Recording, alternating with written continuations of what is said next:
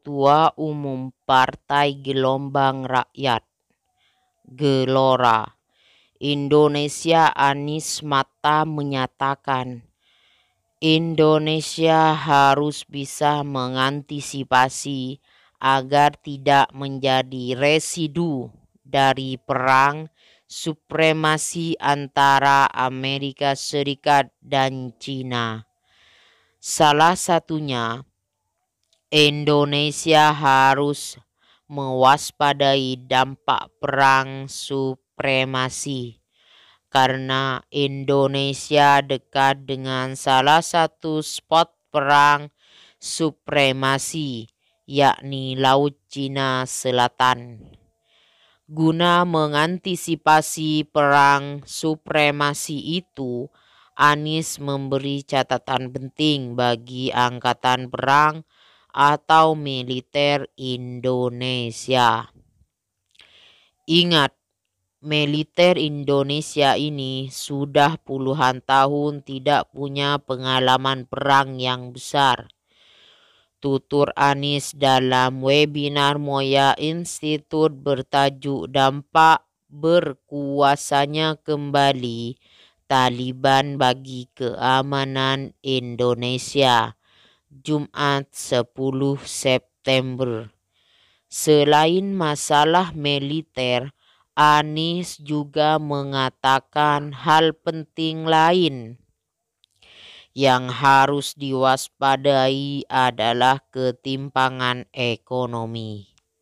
Menurutnya, ketimpangan ekonomi yang terjadi di Indonesia masih berkaitan dengan isu seputar agama dan etnis. Sebab kemiskinan ini banyak dialami oleh umat Islam dan yang dominan di perekonomian adalah etnis Cina. Isu ini bila dimanfaatkan oleh global player yang masuk akan menciptakan kekacauan di negeri ini.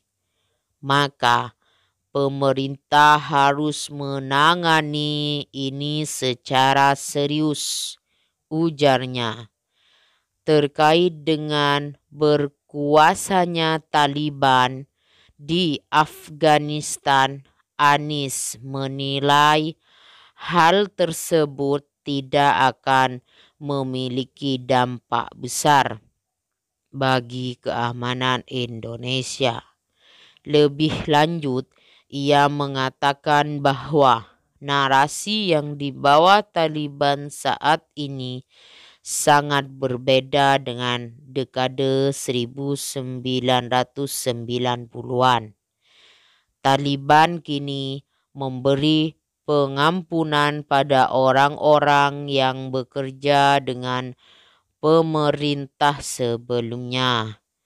Taliban kini juga menyatakan diri sebagai Imarah Islamiyah, bukan Khilafah Islamiyah, yang artinya Taliban hanya ingin berdaulat di teritori Afghanistan, ujar Ketua Umum Partai Gelora Indonesia.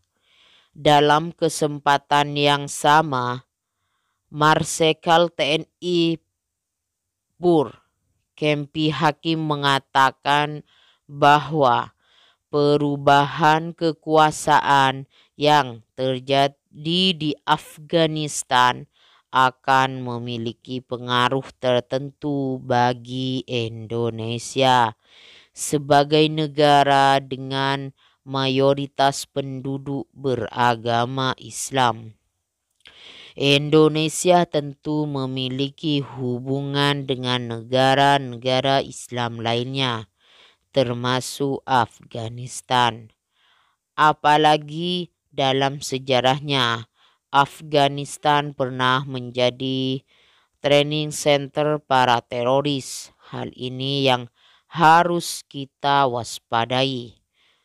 tutur Capi. Lebih lanjut, Capi beranggapan bahwa di dalam Taliban masih ada faksi-faksi yang belum solid. Sebagai pemerintahan, Taliban belum efektif.